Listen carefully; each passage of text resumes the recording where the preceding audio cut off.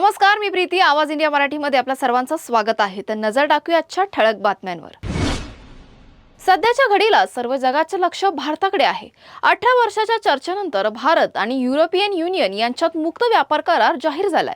अमेरिकेने भारतावर लावलेल्या मोठ्या टॅरिफनंतर भारताने अनेक देशांसोबत मुक्त व्यापार करार केला असून आता EU करारामुळे ही निर्यात आणि आर्थिक संबंध अधिक मजबूत होण्याची अपेक्षा आहे. करारानुसार भारतातून EU मध्ये निर्यात होणारा 90% अधिक वस्तूंवरील टॅरिफ काढून टाकले जातील किंवा कमी केले जाईल. या निर्णयामुळे 2032 पर्यंत EU ची भारताला होणारी निर्यात दुप्पट होऊ शकते.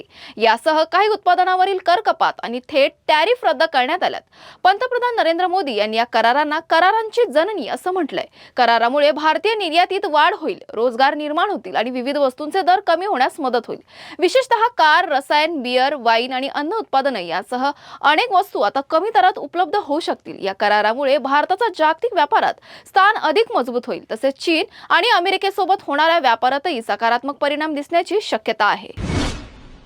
महाराष्ट्र राज्य मंत्रिमंडळाची आज महत्त्वाची बैठक पार पडली. या बैठकीत राज्य सरकारने युवकांसाठी रोजगार निर्मिती, कंत्राटदारांची प्रलंबित देयके, शासकीय जमिनींचे भाडेपट्टे आणि शत्रू संपत्तीच्या व्यवहार संदर्भातील महत्त्वाचे निर्णय घेतले. युवकांसाठी PM सेतू योजना औद्योगिक प्रशिक्षण संस्थांमध्ये अंमलात आणण्याचा निर्णय घेतला गेला. प्रथम टप्प्यात नागपूर, छत्रपती संभाजीनगर आणि पुणे जिल्ह्यातील संस्थानांमध्ये योजना राबवली जाईल. या योजनेमुळे युवकांना कौशल्य मिळणं आणि रोजगार मिळवणं सोपं होईल.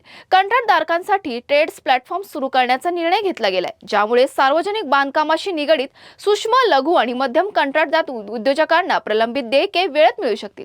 यासोबतच धुळे येथील जवाहर शेतकरी सहकारी सूतगिरणीचे पुनरुज्जीवन करण्याचा निर्णय घेण्यात आला असून यासाठी राष्ट्रीय सहकारी विकास निगम, नवी दिल्ली यांच्याकडे शिफारस केली जाईल. शासकीय जमीन भाडेपट्ट्याच्या कालावधीत 30 वर्षांपर्यंत वाढवण्याचा निर्णय घेण्यात आला आहे. मुंबई महानगरपालिकेच्या निवडणुकांचा निकाल लागून 10 दिवस उरटले असले तरी मुंबईकरांना अद्याप महापौर कोण होणार याची प्रतीक्षा आहे. महायुतीकडे महापौर पद जाणं निश्चित मानलं जात असून यंदाचं महापौर पद सर्वसाधारण महिला प्रवर्गासाठी आरक्षित झालंय. त्यामुळे सर्वात मोठा पक्ष असलेला भाजपने महापौर पद आपल्याकडे ठेवण्यासाठी हालचाली वेगात सुरू केल्यात. घाटकोपर प्रभाग क्रमांक 132 मधून निवडून आलेल्या नगरसेविका रितू तावडे यांचे नाव या शर्यतीत सर्वाधिक आघाडीवर असल्याची माहिती समोर येते. विशेष म्हणजे हा मतदारसंघ गुजराती बहुल असून तो भाजपचा अभेद्य बालेकिल्ला मानला जातोय. मात्र रितू तावडे या स्वतः मराठा समाजातील असून खंबीर मराठी चेहरा म्हणून त्यांची ओळख आहे. मुंबईचा महापौर मराठीच असावा या मुद्द्यावरून निवडणुकीदरम्यान राजकारण तापलं होतं.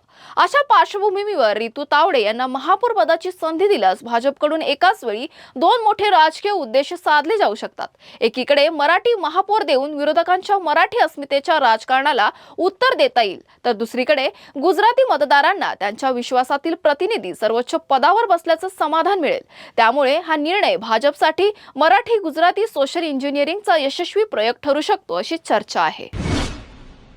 शिवसेना ठाकरे गटाचे खासदार संजय राऊत यांनी उदय सामंत यांच्या अंबादास दानवे याबाबतच्या वक्तव्यावर जोरदार प्रतिक्रिया दिली आहे. उदय सामंत यांनी दानवे लवकरच शिंदे गटातून ठाकरे गटात येतील असा दावा केला होता. मात्र राऊत म्हणाले की दानवे हे कडवट शिवसैनिक आहेत आणि पक्ष बदलणार नाहीत. उलट उदय सामंत स्वतः एका मोठ्या गटासह भाजपमध्ये जाणार आहेत. याशिवाय राऊत यांनी शिंदे गटावरही टीका केली आहे. शिंदे गट मोदी आणि शहा यांना वंदनीय मानतो, पण छत्रपती शिवाजी महाराज आणि बाळासाहेबांचा आदर करत नाही. राऊत म्हणाले की शिंदे गट भाजपचा अंगवस्त्र आहे आणि मुंबईचा महापौर भाजपकडून होऊ शकतो. नाशिकमध्ये प्रजासत्ताक दिनानिमित्त आयोजित कार्यक्रमात मंत्री गिरीश महाजन यांनी भाषण दिले, परंतु भाषणात डॉक्टर बाबासाहेब आंबेडकर यांचा उल्लेख न केल्यामुळे वाद निर्माण झाला. यावेळी वन विभागाच्या कर्मचारी माधवी जाधव यांनी थेट प्रश्न विचारला. मंत्री महाजन यांनी बाबासाहेब आंबेडकर यांचं नाव का घेतलं नाही, यामुळे कार्यक्रमस्थळी काही काळ गोंधळाचं वातावरण निर्माण झालं होतं. घटनेनंतर विरोधकांनी महाजन यांच्यावर जोरदार टीका केली. तसंच वंचित बहुजन आघाडीचे नेते प्रकाश आंबेडकर यांनी त्यांच्यावर ॲट्रॉसिटी कायद्याअंतर्गत गुन्हा दाखल करण्याची मागणी केली. तर आनंदराज आंबेडकर यांनी राज्य मंत्रिमंडळातून हकालपट्टी करण्याची मागणी केली. या वादावर प्रतिक्रिया देताना गिरीश महाजन म्हणाले की भाषणात बाबासाहेबांचा उल्लेख न केल्याबद्दल दिलगिरी व्यक्त करतो, तो अनावधानाने झाला.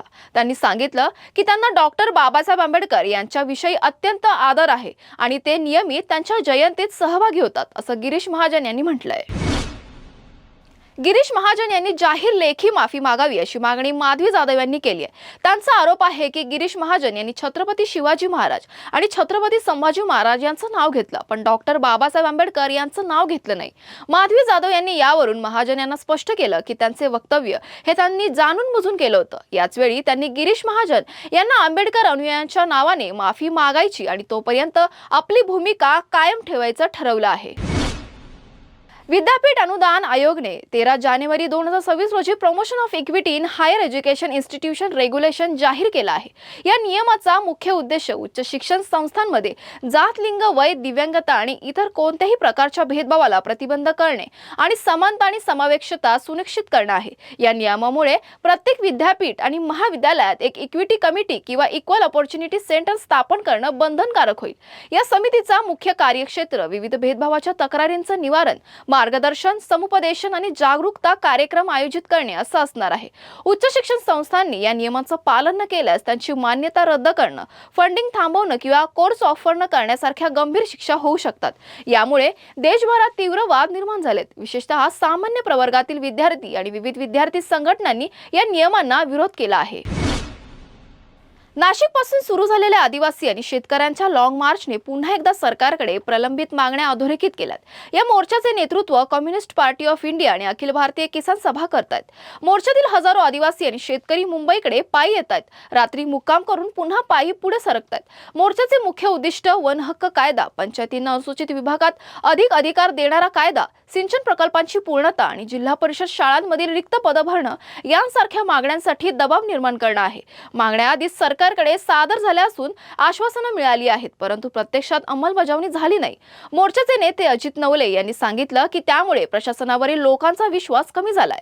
शेतकऱ्यांनी लाल झेंडे उभारले असून सरकार समर्थन देत नसलं तरी संघर्ष वाढवण्याची चेतावणी या मोर्चाद्वारे दिली गेली आहे। पुण्यात सासरच्या जाचाला कंटाळून इंजिनियर विवाहितेने आत्महत्या केल्याची संतापजनक घटना समोर आली आहे। उरुळी कांचन जवळील सारतापवाडीमधील ही घटना आहे। आत्महत्या केलेल्या विवाहितेची सासू ही भाजप पक्षातून सरपंच आहे, तर सासरे शिक्षक असल्याची माहिती आहे। उरुळी कांचन पोलिसांनी या प्रकरणी चौघांवर गुन्हा दाखल केलाय। दीप्ती मगर चौधरी असं आत्महत्या केलेल्या विवाहितेचं नाव आहे। तिने 25 तारखेला संध्याकाळी तिने घरातच आपल्या 3 वर्षाच्या मुलीसमोर या विवाहितेने गळफास घेऊन आत्महत्या केली आहे। या प्रकरणानंतर आज राज्य महिला आयोगाच्या अध्यक्षा रुपाली चाकणकर यांनी मृत दीप्तीच्या आई वडिलांची भेट घेतली। यावेळी काही महिला या चाकणकरावरतीच भडकल्याचं दिसून आलं। सासरी नांदणाऱ्या प्रत्येक मुलीला आवर्जून सांगा, तुला सासरी त्रास होत असेल तर माहेरचे दरवाजे तुझ्यासाठी काय उघडे आहेत, तू कधीही ये, तुझ्या लढ्यात आम्ही समर्थन देऊ, असंही रुपाली चाकणकरांनी म्हटलं आहे। दक्षिण मुंबईच्या खेतवाडी येथील 11वी गल्लीच्या बाहेर एका शाळेच्या बसने 50 वर्षीय महिलेला धडक दिली आहे। महिलेला त्वरित प्राथमिक उपचारासाठी जवळच्या रुग्णालयात नेण्यात आलं। डीबी मार्ग पोलीस स्टेशनने या घटनेची सखोल चौकशी सुरू केली असून संबंधित वाहन चालक ताब्यात घेण्यात आला आहे। जळगावमध्ये मुख्यमंत्री माझी लाडकी बहीण योजनेच्या 1500 रुपयांच्या लाभांसाठी शेकडो महिलांनी महिला आणि बाल विकास कल्याण केंद्रात धडक दिली आहे। केवायसी प्रक्रियेत झालेल्या चुका आणि हेल्पलाईन 181 वर संपर्क न होणे यामुळे अनेक महिलांना लाभाचे पैसे मिळाले नाहीत। जळगाव जिल्ह्यात सुमारे 10 लाख महिलांनी ही योजना लाभार्थी ठरली आहे, मात्र 1 लाखांहून अधिक महिलांच्या खात्यात पैसे जमा न झाल्याने संतप्त महिलांनी केंद्रावर जोरदार निषेध व्यक्त केलाय। काही महिलांनी जिल्हाधिकारी कार्यालयावर धडक देऊन थेट तक्रार नाकारल्याबद्दल संताप व्यक्त केलाय आणि जिल्हाधिकाऱ्यांच्या सरकारी वाहनांना घेराव घातलाय। तुर्तास वेळ झाली, इथेच थांबण्याची। नवीन बातम्या बघण्यासाठी पाहत रहा आवाज इंडिया मराठी।